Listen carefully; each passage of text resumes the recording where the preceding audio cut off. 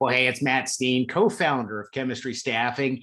Really excited today, joined by John Sanders. So John has been in ministry for approximately forever, if I'm doing the math right, about 30 years. Has Right. served in Florida and Colorado and North Carolina, and now he's back in the Orlando area. So he's one of my neighbors. But what's really kind of cool is he and his son have started a service that chemistry uses a good bit called Just Church Jobs, and it's justchurchjobs.com. So it's a job board that helps people get to get jobs, help churches be able to promote their jobs. And so, John, thanks for taking some time to talk today. Man, I appreciate it. It's good to be neighbors. When we met, I was living in North Carolina, so it's nice to, well, we're still looking at each other the same way through a computer. One of these days we'll actually get to meet each other. Exactly. One of these days in person, and then you'll long for the days that it was just on Zoom. So so John, these conversations are we basically ask three questions. So let's just dive in. Tell me, you're serving in a local church. You're also working with people in transition, churches in transition with Just Church Jobs. What are you learning about the church here lately? Yeah, I have been both fascinated and terrified by the roller coaster nature of in-person church engagement over the last 18 months. And churches, they may have entered into a high tech or a higher tech. I mean, that I talked to a guy who was using his old iPhone 7 and a stick to record worship services. So it may not be super high tech, but they may have gotten there in a hurry and probably with a lot of mess, but they still managed to inspire and equip their church members and regular attenders. And that's just, I love that. I love that. In fact, the first hire that I made back in April 2020, I hired a communications director because I knew that we were going to have to figure out new ways to engage with people and to do ministry in the digital space. Now we had been doing live stream of our services and we had a good archive, but we could tell that this wasn't going away fast. And so we hired an expert, and hired a lot of people. That was the best hire I've ever made. I think that the silver lining that I see is that God's still at work, and what he's doing is he's bringing people into the life of a church that without a global pandemic would have never considered showing up to church at all.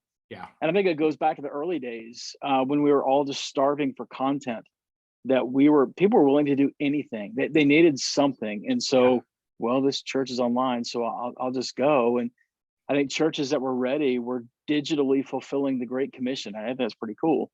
And now it seems a lot of that's coming back around. And so now I think churches that are going to really thrive and become healthy, I think they're going to have to learn how to better engage with people, especially those who were isolated. And we learned a lot about that in the early days. But now we've got the isolated and the irritated, because they're the ones, I've done this before and I'm really ticked off and it's not the same thing. So how are we going to minister to people like that? And what I noticed is that we left behind a non-tech savvy crowd too. So we've got to figure out how to connect with those folks. So I guess the answer to your question is, what I've learned is that the church is pretty creative and it's been really determined and it's pretty scrappy. And that makes sense because obviously the God who designed us is immensely creative and wasn't caught off guard by any of this stuff. But I think church leaders who are leaning on God's wisdom and following his direction are going to figure out ways to leverage that God-given creativity to connect with their community and even the world. I mean, even little bitty churches, ours was a church in the middle of North Carolina, and we were a regional church, but through the pandemic, we were reaching people in other continents, and nobody had heard of us, but they were just so hungry, and God was making connections. So that's the biggest thing I'm learning. We're coming back around to all this stuff again. Yeah. Oh yeah. And this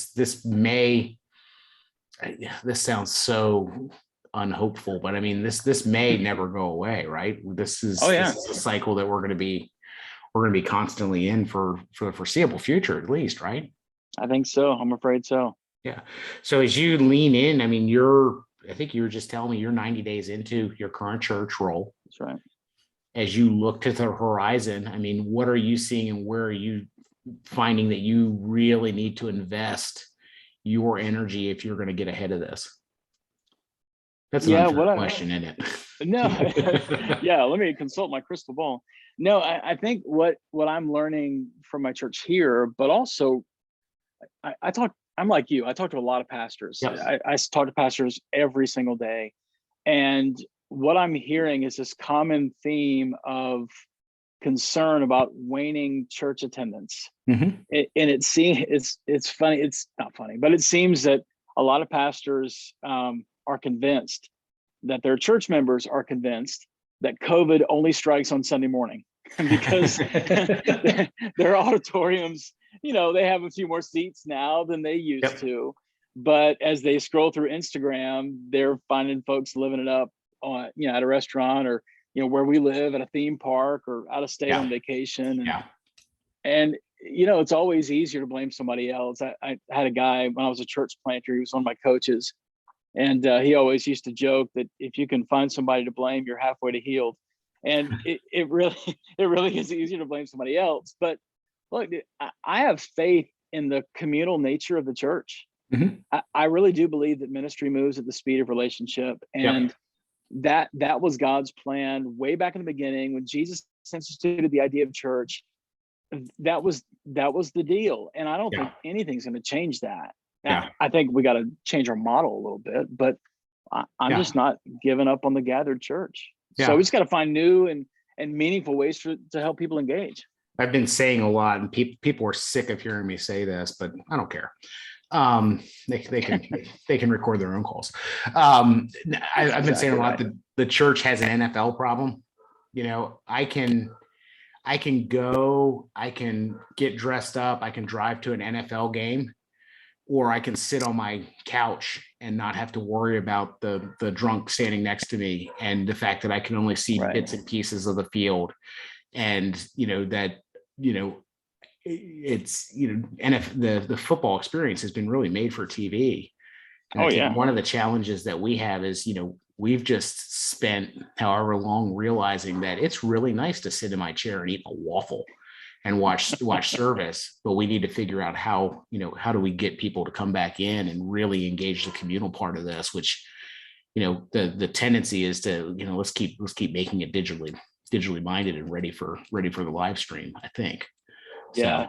So it's two sides of the same coin. You've got the observational side, and then you've got the engaged side. And so flipping that from being just a passive observer to an active, engaged, fully functioning, fully bought in follower of Jesus who is living out their calling through a local church, though I may be locked down for a while. That's a tough one to figure out, but there are churches that are figuring it out.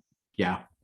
So, cool, man. So you talk to a lot of people in transition, just by nature of your work with Just Church Jobs. Any encouragement you give pastors out there right now as they're kind of looking at the days ahead? Yeah, I think two things. One, I've noticed we've been watching a lot more TV lately because there's really nothing. Well, that's not true. But I'm watching a lot of TV lately because I think it's primarily because I'm pear-shaped and don't want to do much active. But what I've noticed is the commercials that I see, they're hearkening back to a time that was pre-COVID. And so capturing that lure of the nostalgic, I think pastors I'm planning on jumping all over that. We're planning a Christmas Eve teaching series and Christmas Eve service that yanks on all those heartstrings. So we're going straight nostalgia with that. But beyond that, I think even though a lot of ministry is taking place digitally these days, there's not a pastor on YouTube who has been called to shepherd your church. Ooh, that's your job. And so pastors, live out your calling, love and shepherd your people, lean into them, lean on them. You're part of this family of faith too. A well-produced video, sure, it's going to capture somebody's attention, but boots on the ground ministry will anchor people into the life of your church. So don't give up. Matt, you and I both love the church, which is why we do what we do. Yep. And I don't believe for a second that Jesus has given up on his bride. So Yes. I see good days ahead. We got to be creative, but I see some really good and positive days ahead. That's good. That's good. Well, John, I think that's a perfect place to wrap this up. Thank you so much Yeah, buddy. for sharing. Thanks so much for the work that you guys are doing at Just Church Jobs. So I will put it this way, if you're not doing a search with chemistry, which why? Why would you not? But why would you not? Exactly. But I love what Just Church Jobs is doing. They do a great job of helping your church market a search and push it out there. And we it's one of those things that we share with churches that are looking for places just to market it. So if you go to justchurchjobs.com, I think John and the team over there has been really generous. They're going to give you $50 off a posting if you use the word chemistry when you check out. So thanks for doing that. Right. Thanks for all that you are doing to serve the local church. We're grateful for you and grateful for your partnership. Well, Matt, I'll pass that along. Thank you very much. And we'll get together one of these days and catch up in person. Sound good? Looking forward to it, man. Thanks. All right, buddy. Take care.